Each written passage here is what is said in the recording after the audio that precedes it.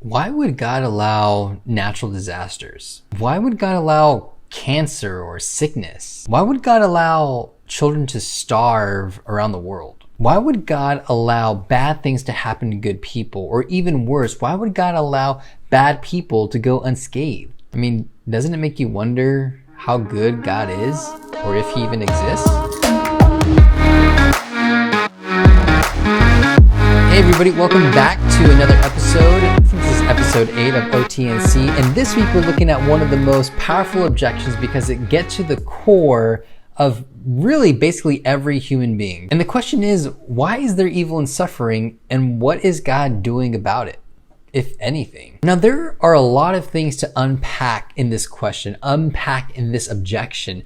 But the first thing that I want you to notice is that this doesn't really pose anything to disprove God. I mean, the question about all this evil and suffering doesn't actually disprove God. It only really puts his character on the line. You know, what is this God actually like? What is his character like? And so think about this for a second. I mean, if this is how the objection goes, if the God of the Bible is all loving, all powerful, all knowing, then why is there evil and suffering? I mean, if the God of the Bible really is all loving, shouldn't he be loving enough to do something about it? Or, if the God of the Bible really is all knowing, I mean, shouldn't he know how much evil and pain and suffering there actually is?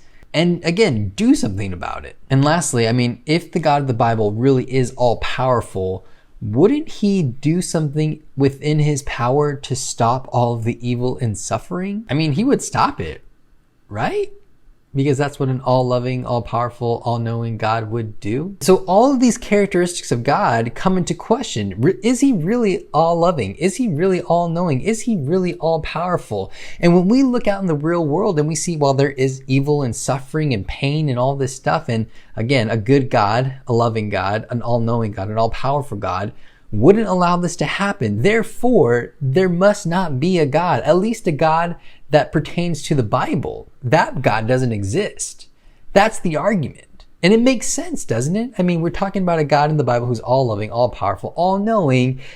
That evil shouldn't be one of those things that exist in the world, but it does. And so since there's evil, then the God of the Bible is kind of dismissed, thrown out. He can't exist because he would do something about all this evil. Makes sense. I mean, it's a pretty powerful case. But the thing I really find interesting is that while it can be a powerful objection, I mean, maybe you've even felt this way. Maybe you've known somebody who feels this way. That when things go wrong, when things go bad, when things don't go your way, you question the existence of God. How are you good? How are you powerful? How are you all knowing? Don't you know this would make my life easier if this didn't happen? And we object to him. We say, well, he doesn't exist. And this is really when we start to lose our faith. Now, to the interesting part, those same things that you felt when you left your faith, those same things that people felt when they left their faith, things were going wrong, things were going bad, things were going downhill. Why couldn't it be better? Doesn't God know that if this didn't happen in my life would be this much better? Those are the same reasons for people to fall at Jesus' feet. I mean, isn't that interesting that you have this list of life things not going your way, and on one hand, you have people saying, God doesn't exist. But on the other hand, you have people saying, how can there not be a God who exists? I just think it's interesting. Interesting that people having a similar struggle with God come to two very different conclusions. I mean, how can that really be? I mean, we'll talk about a possibility why that is towards the end, but again, I'm jumping the gun. But the problem of evil, how do we begin to tackle this objection? How do we begin to tackle this issue? Because it's a powerful one. It's an emotional one. It's one that gets to the core of our beings of how do we deal with this? Because no one likes to feel like God isn't on their side. And when God isn't on their side, they say, well, if he's not on my side, if he's not for me, then he has to be against me. And I don't want to be with somebody who's against me. Well, I think the place that we start is by somewhere where we've already been. When we looked at absolute truth, when we looked at absolute morality, when we looked at things being wrong and things being right, this is kind of the first place that we have to start. That God is first the one who defines evil and good and right and wrong. That it's not us. It's not just our opinions. It's not just our culture. It's not just our society. But there's something bigger than us. Because when there's something bigger than us, we can actually say that something is absolutely wrong, or there are certain things that are absolutely admirable. Because if there's not, then again, it's just our opinion that might makes right. It's just what your culture or your society says, your group of friends, whatever. You make your rights and you make your wrongs. But we know that the world doesn't actually operate like that. We see the world and we say, no, there are things that are absolutely wrong and there are things that are absolutely right. But if we're not the ones who define them, who is? And this is where we would point to God. I mean, right now we're talking about evil here. And evil isn't just a matter of opinion. Evil just isn't a thing that, I don't like that, but it's just like ice cream. If you like it, that's fine for you. No, we're saying that evil is something that's absolutely despicable no matter what you think, no matter what culture, no matter what society, no matter who your friends are. It's wrong. I mean, we could probably agree on a few things that are absolutely wrong, no matter where you fall on the spectrum of rights and wrongs and cultures and societies. Things like, raping of people or the trafficking of human beings or the selling of children as slaves for God knows what. Like, we can probably look at those things and say, okay, that's where we say a hard no. Those things are absolutely wrong, absolutely inexcusable. And if you find somebody who says, I don't know, then I probably question their, how do I say this gently, mental state. But the crazy thing is, when we actually start talking about evil and good and right and wrong, sometimes it can be really hard to nail someone down. Probably a bad choice of words. It can be really hard to pin someone down to say, listen, what's actually wrong? What's not just your opinion? What's just not your preference? What's something that we could all agree on across the board that this is right, this is virtuous, and this is wrong, and this is despicable? Sometimes it's really hard to do that. But if you can get to a point where you can agree at least on one thing that's across the board wrong or right, well, then we have to ask the question, well, who defined that? Was it us who defined it? Was it our culture? Because we just had a conversation that it can't be our culture. It can't be us. It can't be our friend group. It has to be something more than that. And that's when we would point, again, to God. And so once you can really establish this base that evil is something, that is actually real, that there are things that are absolutely wrong, then we have to go to the next step and say that, well, evil is something, but it's not something. What? I know, it sounds crazy. But if you want to have this conversation, this is kind of how it goes. You have to establish that evil is something, that there are things that are absolutely evil. But that evil isn't something. It's not a tangible thing. It's not some type of goop that comes from outer space that, attaches itself to a space shuttle. And when it gets into Earth, it attaches itself to a human. And now that person is evil. Evil isn't some type of goop that you can just put on yourself and then you're infected. That's just not what evil is. But it is something. So what is it? What is evil? And to answer that question, let me start with another question. If a man takes a piece of steel and cuts your gut open, is that evil?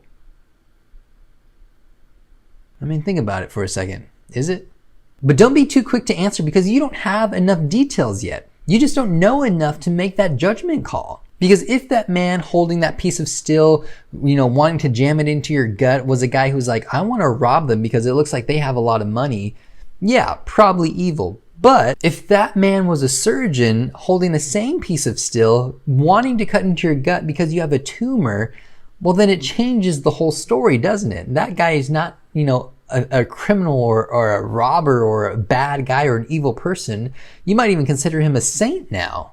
I mean, he's going to be saving your life. You see, when we talk about evil, what it really comes down to is a relationship. Evil isn't something. It's not something you can hold on to, but it is the relationship between two things. Evil is a word that we use to describe really a relationship between two things that are used in an improper way that aren't in themselves evil. I mean, evil is just the absence of good. Just like cold isn't a real thing. Cold is just the absence of heat. It's the same thing with evil. Evil is just the absence of good. It's the improper relationship between two things. You're like, that's not how it's supposed to be. And I have to say this, that if evil isn't a created thing, it's not some type of goop, well then it didn't need a creator. And so if God didn't create evil, then you can't put him on the hook for it. But rather, evil, again, is this relationship, this improper relationship. Evil is really the intruder on the original plan. The original plan was to be in perfect harmony, but then something happened and we found evil. And so this question comes to mind, though. If God is all-knowing, and when he created the earth, why would he allow evil to happen? I mean, didn't he know this would happen? So why would he create an earth where evil was a thing? Why? And I don't have the answer, to be 100% honest, but I like to think about it like this. Like, why did your parents choose to have you? Did they choose to have you because they thought you'd be sweet and perfect and, you'd listen on the first time that they told you to do something and you'd just be, 100% an angel all the time? No. I mean, they had no idea if you would listen. They had no idea if you would grow up to be a murderer. And some of those things are still possible. But they had you because they saw you as worth it. I mean, to bring you into their good family, they saw it as worth it. They saw, all the potential, all the good things overshadow any negative thoughts. They said, this is worth investing into, not knowing what this little person, what this little being would be like, if they would listen, if they'd be kind, if they'd be sweet, or if they'd be a little terror and a murderer and a criminal, all those things. They said, listen, it's worth to take the risk to see what could happen. What's the potential? But back to the argument, and I want to take a closer look at what we're actually saying. A good, all-knowing, all-loving, all-powerful God wouldn't allow evil and suffering to come into the world. But since we see evil and suffering in the world, there can't be a good, all-loving, all-powerful, all-knowing God, can there? And this is where I have to push back a little bit and maybe ask an obvious question. If God were God, again, being all-knowing and all-powerful and all-loving and all good and all that stuff, like, would there really be any reason for him not allowing things to be the way that they are, with evil and suffering and pain? Is there any good reason for it? And that's really the thing, is that we can't think of any sometimes. And we assume since we can't think of any, then there must not be any. But again, if God is all-knowing and all-powerful and all-wise, and he's way bigger than us, that he created everything, maybe he knows something that we don't know. I mean, maybe it's during those times where we face trials or when we face suffering or we face evil or wrongdoings that we grow, where we go through growing pains, or where we connect with people, or where we connect with God. And I understand that it's hard to grasp this idea of bad things happening to good people and not knowing the reason why, and not knowing, why this has to happen. But just because we can't grasp that idea doesn't mean that there isn't a good reason, doesn't mean that there's not a reason, doesn't mean that there's not a good reason for it happening. That's just one of the mysteries that we can't grasp and that we can't hold on to. Just like a child can't understand why his parent would allow certain things to happen not his way. He just can't grasp those ideas, but the parent sees them not only in that moment, but down the road of why this is good for you. So let's say that God does know about all the evil in the world. Let's say that he does know about all the pain and the suffering that we go through every day.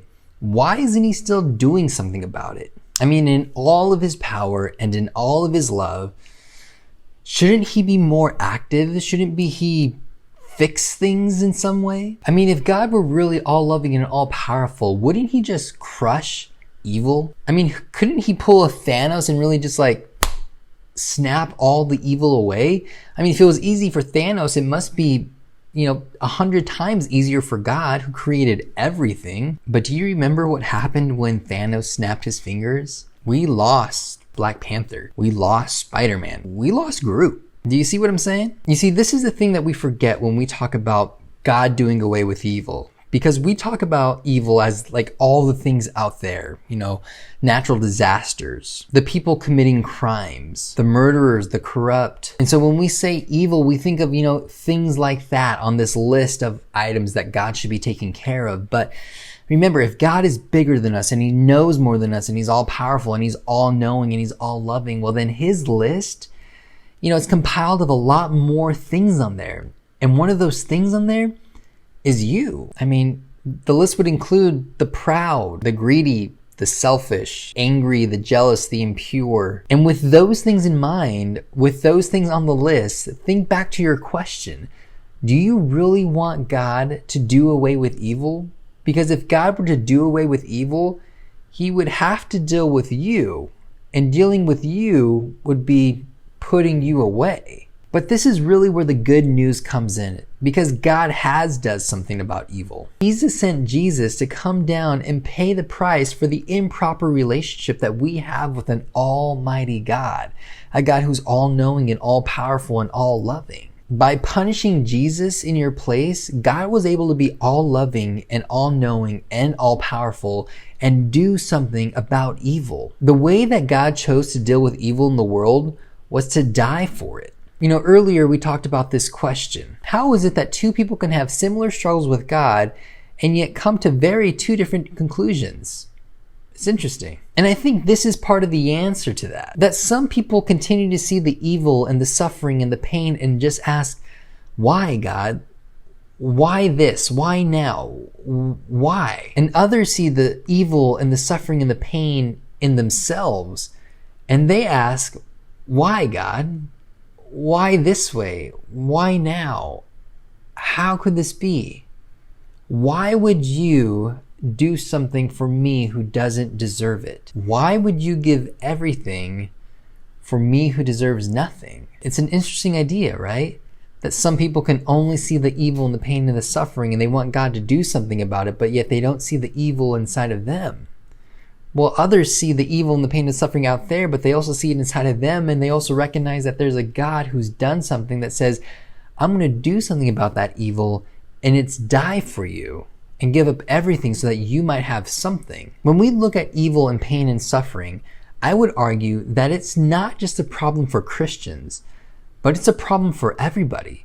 Whether you're a Muslim or a Buddhist or an atheist or just a New Ager, you have to have an answer for this. And what's your answer for it?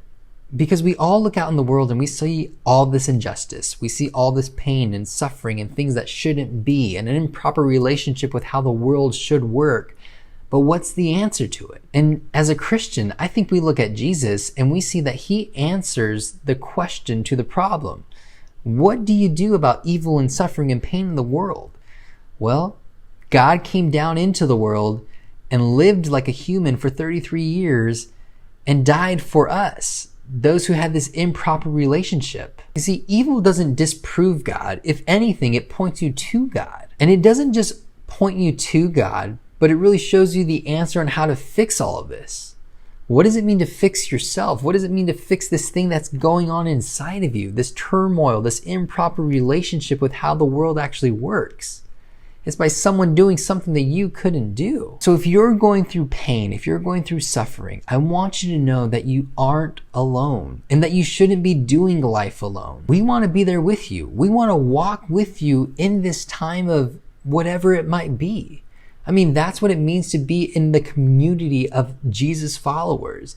Does that mean you carry each other's burdens? You do life together. No one's left on the outside, but everyone's brought in. We want to mourn and struggle and be angry with you because you're our brother, you're our sister.